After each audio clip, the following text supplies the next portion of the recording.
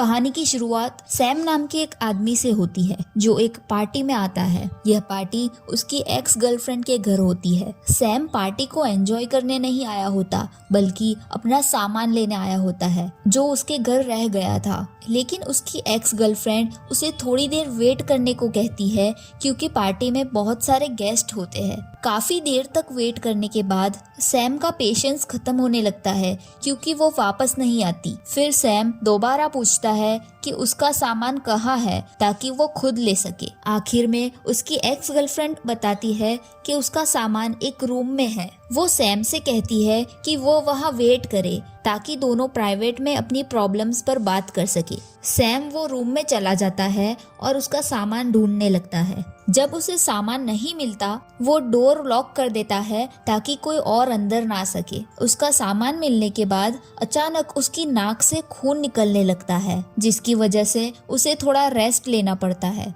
जब सैम सो रहा होता है तब रूम के बाहर से एक चीख सुनाई देती है। अगली सुबह जब सैम उठता है तो वो अपना सामान लेकर घर जाने का प्लान करता है। लेकिन जैसे ही वो रूम से बाहर निकलता है वो देखकर शॉक हो जाता है क्योंकि पूरी जगह बिल्कुल गंदी और बिखरी हुई होती है। हर जगह खून फैला होता है। जब सैम रूम के बाहर चेक करता है तो उसे पता चलता है कि सभी लोग और उसकी एक्स गर्लफ्रेंड भी ज़ॉम्बीज बन चुके हैं। ये सब भयानक चीजें देखकर सैम खुद को कंट्रोल में रखने की कोशिश करता है और सोचता है कि वो ज़ॉम्बी अटैक में कैसे सरवाइव करेगा। उसे नीचे वाली फ्लोर से अजीब आवाज आती है और अचानक एक गन शॉट होती है जो उसके रूम की फ्लोर तोड़ देती है। सैम चेक करता है और उसे पता चलता है कि किसी आदमी ने खुद को ही गोली मार दी थी। वो फ्लोर तोड़कर नीचे जाता है ताकि सच जान सके। सैम को पता चलता है कि उस आदमी ने अपनी वाइफ को जो ज़ॉम्बी बन चुकी थी मारने के बाद सुसाइड कर लिया था। सैम तुरंत सारा खाना और उस आदमी का वेपन ले लेता है। उसके बाद वो बिल्डिंग के सारे डोर्स को बंद कर देता है ताकि और ज़ॉम्बीज अंदर ना आ सके। फिर सैम तैयारी करता है और पूरी बिल्डिंग के हर रूम को देखता है। अपने काम की चीजों को लेते हुए वो मार्क करता है कि कौन से रूम्स सेफ है और कौन से रूम्स ज़ॉम्बी से भरे हुए हैं। जब सैम सारे रूम्स चेक कर लेता है तो वो एलिवेटर के थ्रू अपने रूम में वापस जाने का प्लान करता है। लेकिन एलिवेटर में पहले से ही एक बूढ़ा आदमी ज़ॉम्बी बनना होता है। सैम उसे मारने का नहीं सोचता क्योंकि उसे लगता है कि वो ज़ॉम्बी ज्यादा एग्रेसिव नहीं है, इसीलिए वो आयरन फैंस को बेल्ट से बांध देता है। सैम अपनी रिकॉर्डिंग सुनकर खुद को शांत रखता है। अगले दिन वो ज़ॉम्बीज की मूवमेंट को ऑब्जर्व करता है और कैलकुलेट करता है कि उसके पास कितना खाना है और वो कितने दिन सरवाइव कर सकता है। उसके बाद वो अपनी अंदर की भरी हुई इमोशंस को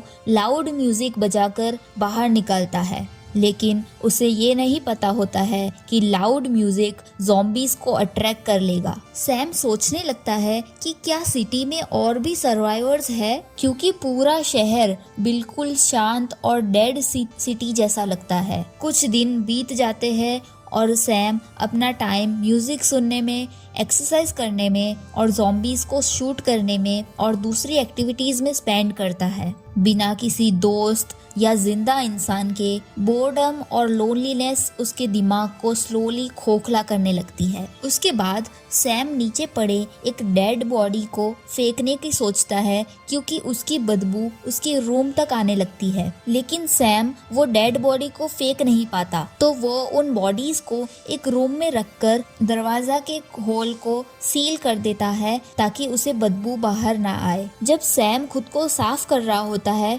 तब अचानक पानी खत्म हो जाता है जिसके बाद उसे पानी के लिए कोई और सॉल्यूशन ढूंढना पड़ता है। उस रात जब सैम सो रहा होता है तब ज़ॉम्बीज दरवाजा तोड़कर अंदर आ जाते हैं और उसे काट लेते हैं। लेकिन बाद में पता चलता है कि ये तो सिर्फ एक बुरा सपना था। जो सैम को कई बार आ चुका था। अगली सुबह सैम म्यूजिक सुनते हुए एक्सरसाइज करके खुद को शांत करता है। वो एक ज़ॉम्बी ग्रैंडफादर से बार बार बात करता है जिसे वो आल्फ्रेड कहता है। पानी के लिए सैम अलग अलग चीजें कलेक्ट करता है जिससे बारिश का पानी जमा किया जा सके। जब सैम शूटिंग की प्रैक्टिस कर रहा होता है तब उसे एक बिल्ली दिखाई देती है और वो तुरंत उसे लेने नीचे जाता है। पहले बिल्ली सैम के पास आती है जब वो उसे खाना देने की कोशिश करता है, लेकिन अचानक बिल्ली भाग जाती है और सैम उसका पीछा करता है। जब सैम बिल्ली को ढूंढने जाता है तब कुछ ज़ॉम्बीज उसके पीछे भागने लगते हैं। सैम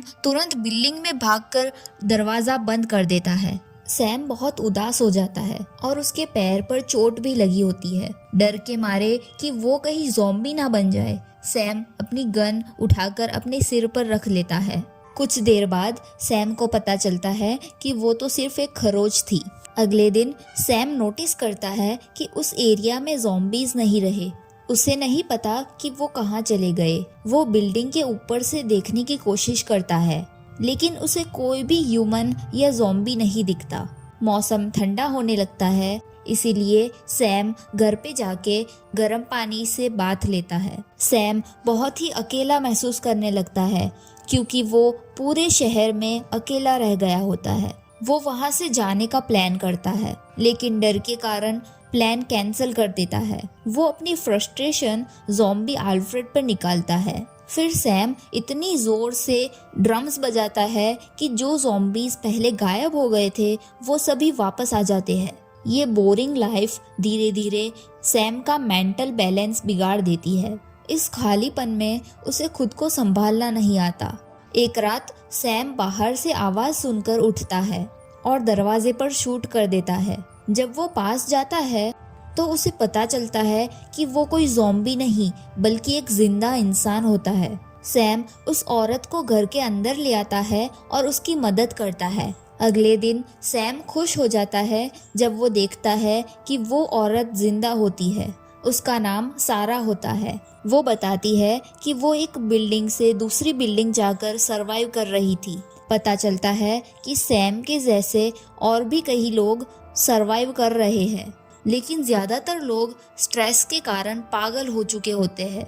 सैम सारा को अपनी डेली रूटीन के बारे में बताता है और उसे ज़ॉम्बी आल्फ्रेड से इंट्रोड्यूस करता है। सारा सैम को थोड़ा वार्न करती है क्योंकि उन्हें नहीं पता होता है कि आल्फ्रेड कब अटैक कर देगा। सारा के आने से सैम का बिहेवियर काफ़ी चेंज हो जाता है। हमेशा की तरह सैम ज़ॉम्बी आल्फ्रेड को अपने दिल की बातें बताता रहता है। अगले दिन सैम अपना फूड सारा के साथ शेयर करने का डिसीजन लेता है, लेकिन खाना बहुत ही कम होता है। इसीलिए वो एक ऐसे रूम में जाता है जहाँ पहले ज़ॉम्बीज़ थे। वो दरवाज़ा तोड़ता है और सारे ज़ॉम्बीज़ को मार देता है। फिर वो वहाँ से सारा खाना और काम की चीज़ें ले आता है। जब सैम वापस आता है तो सारा गायब होती है।